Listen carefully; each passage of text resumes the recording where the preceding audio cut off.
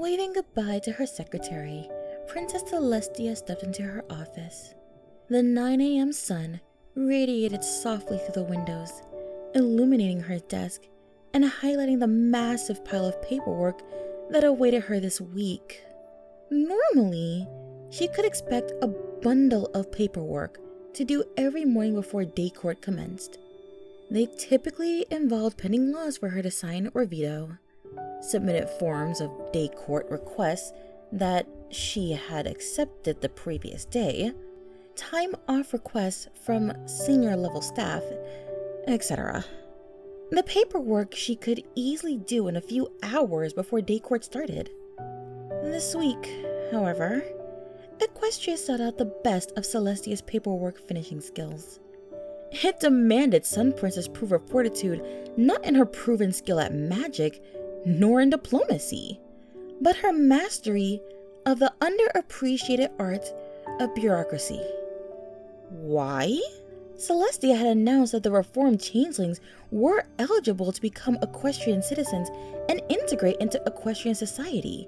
Although cheered for by nearly every creature now that Chrysalis was in exile, this posed a serious problem. Existing laws needed to be updated to account for the changeling ability to shapeshift. In Equestria, laws typically were written to accommodate for, and prevent exceptions due to, the magical abilities of ponies. Society would quickly crumble if earth ponies could skirt around income tax by using their plant-growing magic outside of their normal place of business. If Pegasi weren't outlawed for moving weather outside government-run weather management jobs, and thus preventing yet another revenge drought like the one from a century ago, there'd be riots before Celestia could raise the sun tomorrow morning. Faust help us if certain schools of magic weren't blacklisted as dark magic by the time Twilight Sparkle came around. Unfortunately, that's left the changelings in an awkward position. For example, the use of magic to conceal one's appearance of one's face and or cutie mark was a misdemeanor. This escalated to a felony if said magic was in use during the committing of any other misdemeanor level crimes. Unicorns did not have to worry if they used their magic as a substitute for markup.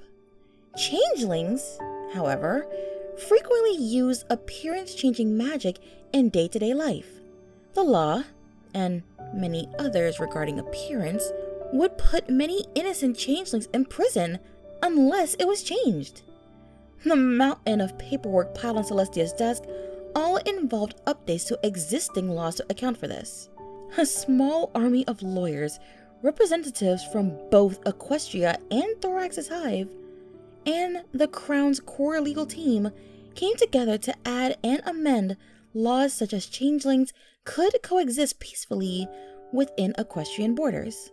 Thus, the challenge sets before her. Celestia sat down at her desk, pulled the top sheet of the paper mountain in front of her, and obtained a quill. Time to get to work. Her job as Diarch/pseudo-deity rarely gave her much of a reprieve. Celestia figured that she would need to cram as much paperwork as possible before day court started.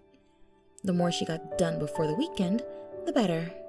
The reviewing and determination of these laws waited solely on her and needed to be completed as soon as possible. Thus, it was a blessing that day court had to be cancelled today. The throne room was going under minor renovation, so it could not be used for the rest of the week. This pleased Celestia.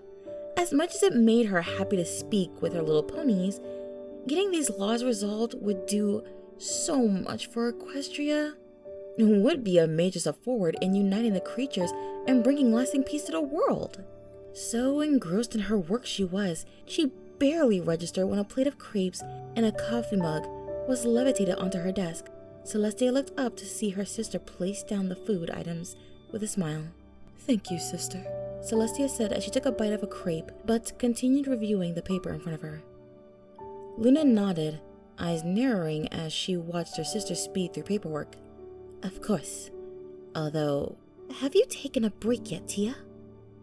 I'm afraid not, Lulu, Celestia replied without looking up. Please do so soon. I can already see the bags forming under your eyes, and it's several hours before I take over for the evening. Celestia sipped a coffee, then looked up and gave her sister a calming smile. Please do not worry, dear sister. I have done all nights before when Equestria needed me most. This is nothing compared to that. If anything, that worries me more, her sister whispered under her breath, but still motioned to take her leave. Celestia was a big girl. A little excess paperwork barely made the top 10 worst things either of them had to deal with in their time as Equestria's Diarchs. She could handle herself.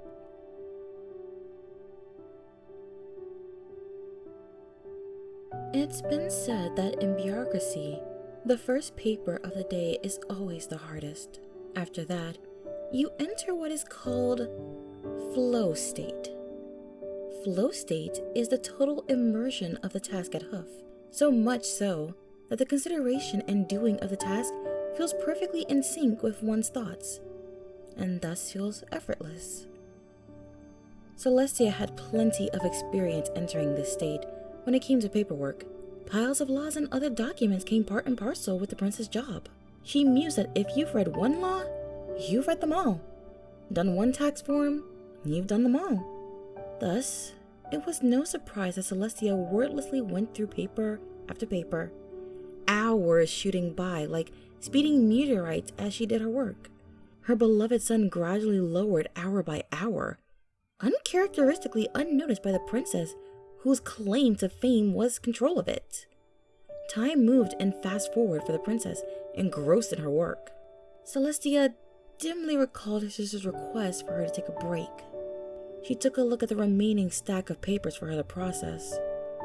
At a guess, it was about 500.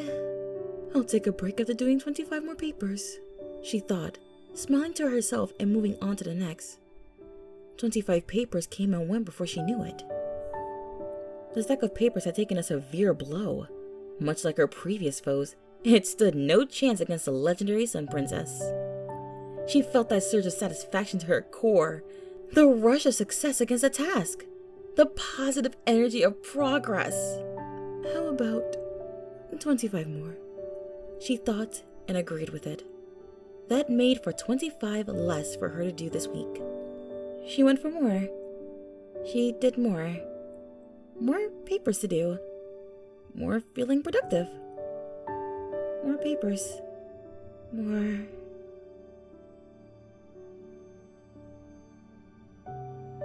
Sister!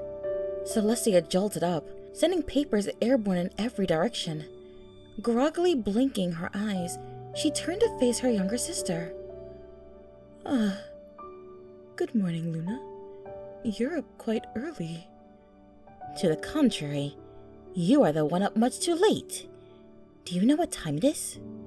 Celestia blinked several times, then slowly turned her head to look out the window. The evening sun still peeked over the horizon, the big bright white ball smearing the pale blue sky and the white clouds residing in it with a warm orange.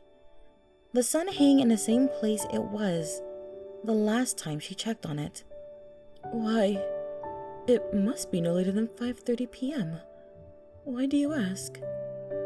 Luna suddenly appeared right in front of her, close enough for their faces to almost touch. She must have been sleepy after her impromptu nap, as she barely heard her sister move forward. Sister, it's 8:30 p.m. Celestia's eyes shot open, lucidity smashing into her from the triple-shot espresso of revelation. Her heart pounded against her ribcage, thumping with only the power an alicorn-powered heart could exert. Panic staked its claim in her mind as the implication of Luna's statement made itself clear. She got so engrossed with her work that she forgot to bring the sun down for the evening. The one thing that all ponies rely on her for. This is not good. Now with her wits upon her, Celestia noted that Luna looked agitated. Her teeth were clenched, and she was grinding them against each other.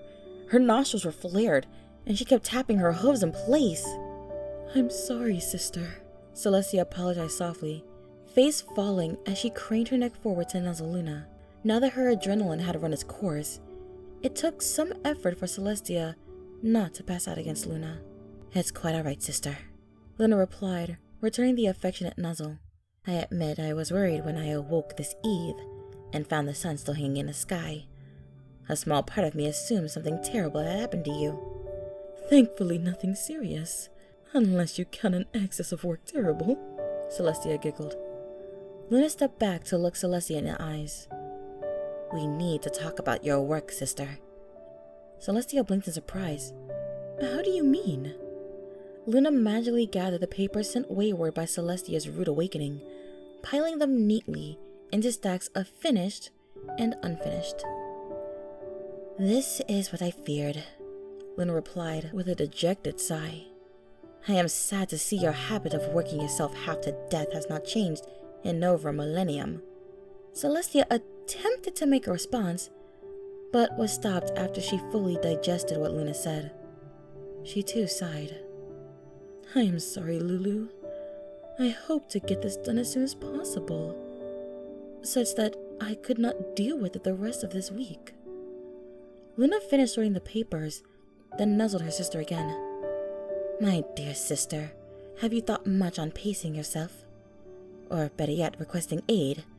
I am certain you've taught young Twilight Sparkle this lesson a few times before, in fact."